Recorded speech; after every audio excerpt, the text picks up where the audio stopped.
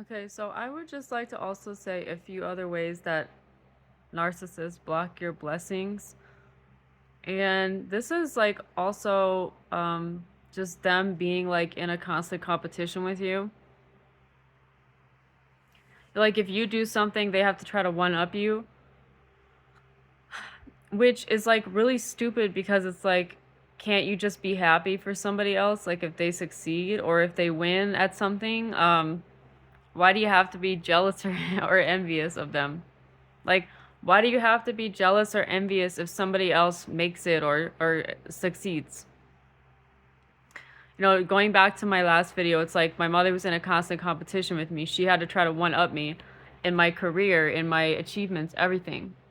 Until like I finally completely cut her off, right? In my early 20s. Um she just kept doing it. She kept following me wherever I went, trying to copy, do this, literally mimic, like copy the same, um, career, job, everything. And that's what they do. They literally, and that's another way of how they, block your blessings or sabotage your blessings um, is by doing all that. Like basically showing up where you're at and trying to copy and steal what you got going on. Um, I'm genuinely happy for people like when they're doing things they love or they're succeeding or they're overcoming something. Like I'm happy for them, genuinely. I'm not trying to compete with them or out achieve them. I'm just the only person I'm in a competition with is myself to do better, to level up myself, my own life. I'm not worried about other people or what they've got going on. But the problem with narcs is they're constantly pocket watching people. They're constantly seeing, oh, how much money you got, how much money you spending, what are you buying, what kind of clothes are you buying, what kind of car you got, what kind of apartment you live in, what neighborhood, what city, um, do you own a house, all this crap that like shouldn't matter to them. And I know like me personally, I don't really care about social hierarchies. I never really have, or status, and that might have to do with my autism. But I never really cared about any of that. I guess that like neurotypicals care about, but like narcissists definitely like are just care so much, and that's another way that they block your blessings is by basically competing with you, and and they have to do whatever you do, they have to do it better, right? And that's another way they try to sabotage your blessings that you have. Is just that evil eye, that envy, that jealousy, that you know, always like watching you. Like they have to be like the ever watchful eye. It's like, bitch, like why are you watching me? Like what does this do for you? Like what does this do for you for your life? Can't you put that energy and that focus and that intensity into your own life and what you got going on, for yourself? Because I guarantee if you put like even like 50% of that energy you put into trying to like study me and see what I got going on, you could you could have literally built an entire empire by now, probably, for yourself. So what are you worried about my achievements and what I got going on and what kind of money I'm spending and where I'm traveling and if I'm losing weight, if I'm not losing weight? I get criticized for everything by narcs. If I gain weight, I lose weight, literally everything they criticize me for. Everything about your life they're going to critique and pull apart. Oh, I see you look a little bit like you're eating too much, even if they know that you have chronic illnesses that literally the symptoms of those is weight gain. They'll literally look at you and be like, oh, and say that. Or if you lose too much weight, then they'll be like, oh, you look like a crackhead. Or they're gonna like, they're always gonna have something to say is my whole point. But yeah, So that's another way that they block your blessings is by sabotaging that. I knew, you guys, I knew my entire family, like my narc family, and even the non-narcs in my family that sided with them, that like enabled them and support, like sided with them over me. Like I knew that like they didn't fucking like me. I knew that, and you know, like part of that is like not only my successful life and just not giving a fuck, not giving a shit about them, because I have, you guys, I have long since then surpassed and overachieved even the highest overachievers in my family. Like I'd say like okay, so like probably the highest achiever was like my grandma on my mom's side, and like she was like a VP, right? Like a VP of like MetLife Insurance in New York City. And she commuted from New Jersey into New York City for work every day, like, you know, in corporate. And that's something, right? But like back in the day, we all know, back in the heyday when things were good, you really didn't need all the credentials or the licenses or the degrees to do these kind of jobs. You could like, you know, back in the day, like back in those times, it was much easier to climb the ladder in a career or like corporate without having to need all those credentials. But now, like, you pretty much do nowadays. But that's what that was. And she, you know, that was her lifestyle. You know, she went on to like remarry and have a family and stuff.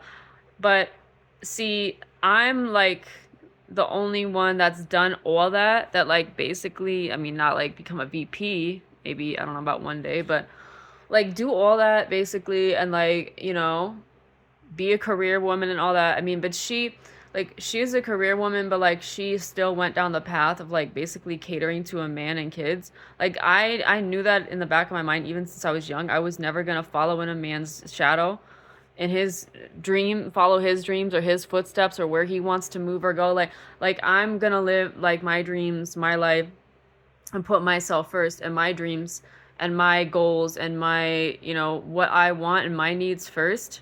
And if a guy comes along that like can like kind of fit in that, like great, but if not, I'm not putting anything on hold or moving or living my life for a guy. And I know so many women that do that. They sacrifice so much and they like give up their dreams and their identities and their who they are, you know, for a man and kids and stuff. And like I just think that's crazy. Like I personally, I would never do that. Like I'm not sacrificing shit like that for another person. No. That just sounds crazy. And they do it all the time.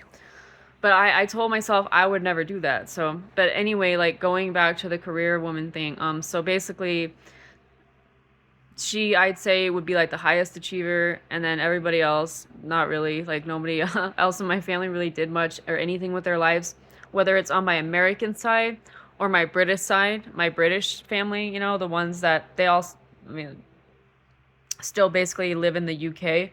Some of them live in like in other European countries, like some of them are still in Finland or um, Sweden or like Germany or whatever. But I don't, you guys can tell I'm not like the biggest fan of Europe. I mean, like I like it's okay. Like I mean, I've traveled there, like I've lived there, like I've worked in the UK. I just think like deep down, and I've been to like, you know, Germany and Netherlands and like all those places. But I think like deep down, like I just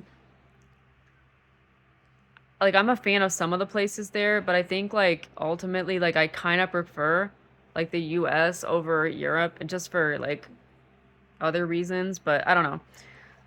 Um as far as like living at least. But yeah. So um but as far as achievements, no, like there's like nobody. Like literally they have done like nothing. Like with their lives and just like that's why they didn't like me. That's why they didn't like being around me because they could see like I was ambitious and I still am. I'm a go-getter. I make things happen. I get shit done despite everything I've had to battle with my entire life. Literally my entire family being against me and siding with the abusers and the deadbeats in my family over me. Literally not acknowledging any of my success, and I've had to self-validate everything I've done in my life. literally battling multiple physical, not just mental, chronic illnesses every day and still achieving and getting to where I need to be. Like everything. Sabotage from all ends. Like, you know, siblings, everybody just literally trying to abuse and destroy me since I was little.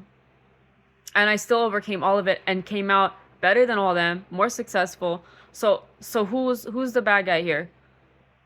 Like who's the bad one? Because if you look at the situation and who came out winning, it's like it goes to show you who the fucking abusers were and who the problem was, right? Because when you're around that type of problem, those problems they bring you, your blessings get blocked, right? They block your blessings with their abuse. So you can't, you're stuck when you're around them. But even going through all that, them trying to block my blessings, they still didn't succeed when I was around them. I still came out of it with flying colors, my education, you know, my career, everything, my dreams, still following my dreams and my goals. So yeah, I think that's why my family never liked me, because they knew that about me, and they knew that despite all the bullshit they put me through, I was still like, succeeding and getting ahead without their credit, you know, giving me credit or validation or concern or care or anything. And that's why I kind of thought like, well, who the fuck needs family like that if you have enemies, right? Like they're basically enemies. Like the thing is like if they're gonna side with some fucking loser, some fucking deadbeat over the actual victim, me, like that tells you everything you need to know about them. And whether they're narcissist or not, I don't give a fuck. I still cut them off. Because anybody who sides with that, you know, level of just a loser like that, a narcissist, a loser, a fucking deadbeat, anybody who sides with them over me, the actual victim, like can go fuck themselves. They can go fuck themselves. And that's what I told my entire family, whether it was the family in the US here or in the UK, right? My British family. I told them all they can suck it. And they know that and they're afraid of me. Like they are literally legitimately, you guys, they're afraid of me. They're afraid of me because they know I'm going to tell them off.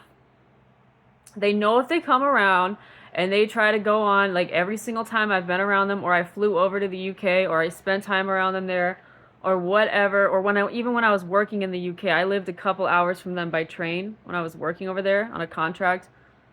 I did not like working there in the UK. Salaries are really low, but like I would I would go to visit them, and it's just I could tell like it was just like you just like cut the tension with a knife in the air. Like it was just like they don't fucking like me. Like they've never liked me because of this, because I've still stood strong despite all the abuse hurled at me my entire life. I've still managed to come out of it successful and achieving all my goals, dreams, you know, getting my body right, health, fitness, despite battling chronic illnesses, career, everything. Just everything going according to plan, right? But here's another thing. Here's another thing that ties in with my toxic family. And I'll say it, misogyny. That's right. And I know this is everywhere. This is a societal structure, right? Patriarchal structure. But here's how it ties into my narcissistic toxic family. Let me tell you. I'm going to tell you very clearly, very straightforwardly in like one sentence. Well, you have all these things that you're doing with your life that are amazing. You know, you've lived in all these global cities, you know, still living in those global world-renowned cities, traveling the world, travel when you want, doing all these amazing things with your life. But the one thing they're going to say is, well, but where's your man and kids? The one question that we as women get asked all the time that men never get asked, because our lives are somehow not complete without them. And that we have the pressure on us as career women compared to career men that people ask us literally all the time. Well, yeah, but you have everything you want in life and you're doing all these things, but there's something missing. Where's your man and your kids? Like, I literally cannot exist as like an entity by myself. I literally have to be like attached to a man and kids to be like of any value or worth in this world. And especially according to my family, like whether it's my family here or like in the UK, like in order to be valid, like a valid person, a valid female, a valid whatever, like I have to literally have those things or I'm just like nothing. Like I if I have those things, I'm somebody, right? But I could have shit, nothing in the rest of my areas of my life. But if I have a man, then I'm good. And that's the fucking attitude of my family. That's probably the attitude of a lot of families, but that's the attitude of my family here and in the UK. Because I have, bummy ass siblings, both my sisters that haven't done shit with their life. They never even finished their degree. They never even finished college. And they get praise. Why? Because one of them has a man and kids, and the other one has a man or multiple. Me? Nobody. So this is why I'm invalid. I don't exist. Despite all my achievements, despite getting to where I am, to my family, I'm a nobody because of that factor. And this is, you guys, this is exactly why I keep tying in radical feminism with narcissistic abuse, because it plays out. It's there. It's always a factor. Like I just explained this to you guys in one sentence. It's very simple. I can have all these amazing things, but because I don't have that, my life is not validated by them. So this is why I told them all to go fuck themselves. And I march to the beat of my own drum. I do my own thing. Because I'm not going to let them or society tell me that I'm not a valid whole human being because of not having a man or kids or a family or whatever. And I'm like in my early 30s or whatever. Like they have talked shit, I'm sure, and said things. All of them. So yeah. And despite, again, having nothing to show for their own lives. It's like a crabs in a barrel, mentality where you have to drag somebody else down, right? The high achiever down because you haven't done shit with your life. So because you have the easiest thing to get, which for us women, it's basically a man, because you have something so easy to get, it's like, oh, look at what I got. I got a man. You know what I mean? Like, and... Like, so this is why and that's just only like one small reason, like one part of it, but that I have like cut them off and distanced myself. But so yeah, all of that and being invalidated chronically, and also them constantly siding with my abusers in the family, siding with them over me. Like, eventually I got fed up with it because there's only so many times I can come around you. Like, when I was in the UK, I had patience of a saint. Come around and listen to them just praise my dad, praise a fucking deadbeat nobody who didn't do anything with his life, who was tied at the hip to his mother, enmeshed. And instead of breaking free and leveling up his own life, just constantly blames everything else but himself. Blames the world, blames her, blames everybody, blames women. Bitch, fucking do something with yourself. If you want to get out of whatever poverty or whatever the fuck situation, you can do it. Listen, we live in a patriarchy, we live in a man's world. Like, if I can fucking do it and I'm a woman, like, you can do it easily as a man. But no, he's got to sit around and complain and like, what the fuck? And then everybody like just sides with him and supports him and props him up. And there I am, the actual victim, the child that he fucking abandoned and didn't even pay child support, even $1 of child support every year. And somehow he's praised over me. And I'm just kind of like the weird, outsider. Like, you know what? Fuck all of you. That's what I said. Rightfully so. And I cut them all off. I don't care. I didn't give a fuck. Like, even like cousins, everybody. I was like, everybody has to go. You can all fuck yourselves. And that was the right decision. That was a smart move that I did when I cut them all off. And you know what? Like, I don't miss them. And I'm sure they don't miss me either. Like, honestly, that's the honest truth. At the end of the day, there was no relationship. And there was never any, because like, that's the thing. Like, if you're gonna side like literally with somebody like that, like, I don't know what to say about you. I really don't. Like, I gotta question their judgment, and I have to actually question the judgment of a lot of people, because a lot of people just are not using sound judgment, So it's just like it doesn't make sense. They're they're not thinking like logically. They're thinking with their emotions. And they're thinking of whatever manipulative shit that the abuser told them and they're believing that, just eating it up. Eating up their fake victim stories, eating up it all instead of looking at reality. So, I was like annoyed by that, but yeah.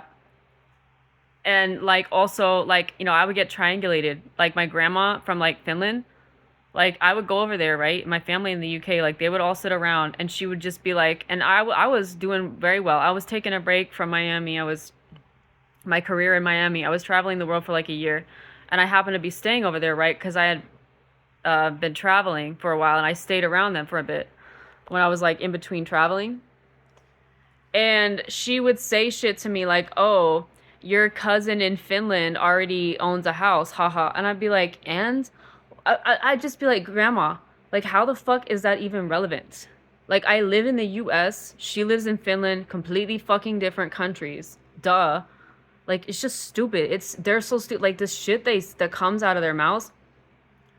Like, she'd be like, "Oh, well, she already owns a house and she's doing this." And I'm like, "And I give a fuck? Why? Like, do you know the shit that I have done, Grandma?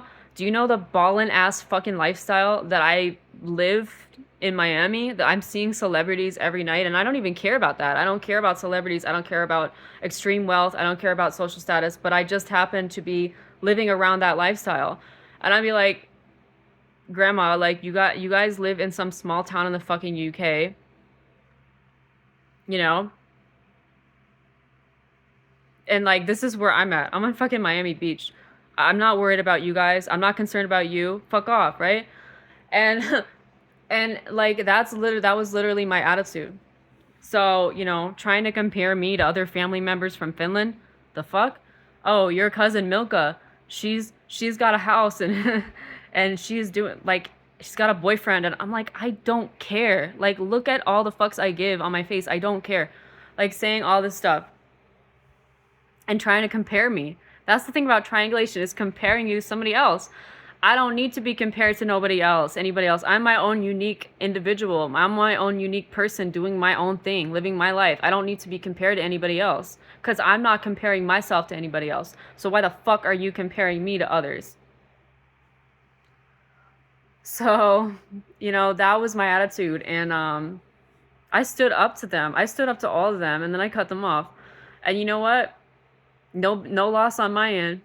Because I was the one tolerating their asses when I would go over there. I was the one tolerating them and their bullshit by making myself uncomfortable and emotionally uncomfortable by having to listen to them enable a deadbeat, a loser, an abuser that abused and abandoned their child. It's one thing to abandon me as a child. Go ahead. You don't want fucking kids. You never wanted them. Cool. I get it. Personally, I don't like kids and I wouldn't want them.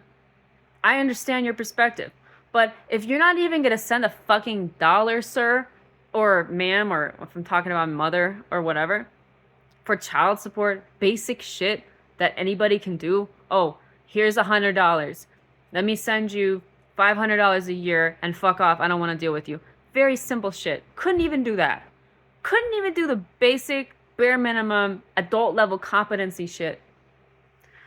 And this is why they make me sick. And this is why I don't want to deal with them. I'm better than that. And I've cut them off, and I'm doing fine. I'm literally elevating, continuously trying to better myself, achieve stability, achieve the dream life that I want. And in the last few years, I've had to make some sacrifices to get there. Living in places that I absolutely hate, despise, that I didn't want to live, and doing things to try to get ahead. That's a sacrifice, but just doing these things, like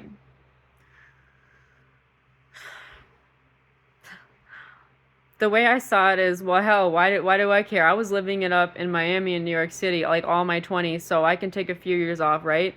In my early 30s to like do this and be somewhere in the Midwest that I don't like the Midwest, and then leave after a couple of years. I just thought, okay, fine.